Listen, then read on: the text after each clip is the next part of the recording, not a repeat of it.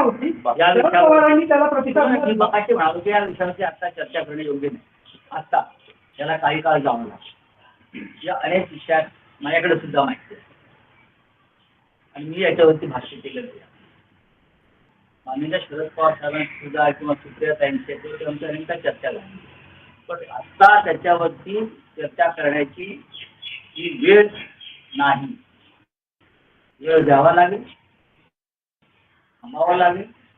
राजकारण कोणासाठी थांबत नाही. हे जर खरं असलं तरी झालेला आघात हा असाही. तर तुम्ही म्हणालात की 2 मागण्या केल्या त्याची एक मागणी तुम्ही अपघाताच्या चौकशीची झाली, दुसरी मागणी तुमची काय? दुसरी मागणी अशी आहे की अजितदादा पवार यांना भारतीय जनता पक्षात नेत्यांकडून सगळ्यांची सर्वपक्षीय सर्वमान्य नेते श्रद्धांजली वाहिली जाते.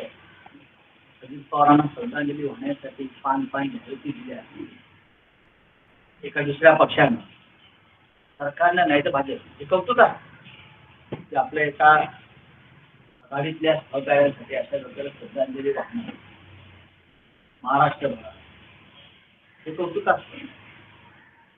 पण याच भारतीय जनता पक्षानं दादांवरती 70,000 कोटीचा सिंचन घोटाळ्याचा आरोप केला आणि त्यातलं काहीच ते सिद्ध करू शकतो. तो सगळा आरोप प्रधानमंत्र्यांनी केला, भाजपने केला, देवेंद्र फडणवीस यांनी.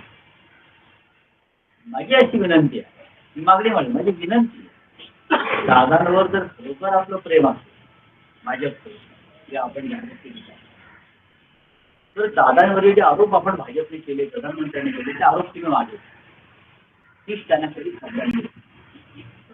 किंवा राजकीय मागणी राजकारण नाही.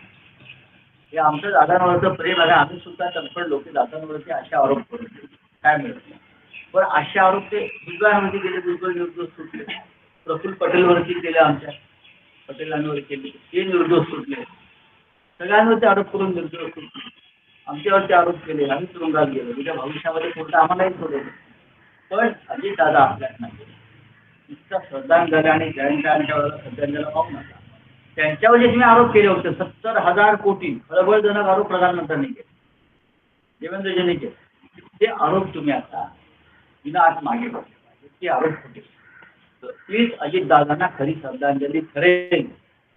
यात मी काही चुकीचं बोलत नाही. पण केस यात राजकारण नाही. कसल्या कोर्टेविरुद्ध कुठे कशा कोर्टामध्ये प्रत्येक वेळेस फडणवीसांना हा प्रश्न विचारला गेला कुठे कशा कोर्टामध्ये ना मागे घ्या. सरकारने टाकली असतील ना. आरोपच खोटा. त्यांच्यावर जे आरोप खोटे असल्यामुळेच तुम्ही त्यांना मिनिस्ट्रीमध्ये कॅबिनेटमध्ये घेतलीत ना. त्यांच्यावरचे आरोप बकवास खोटे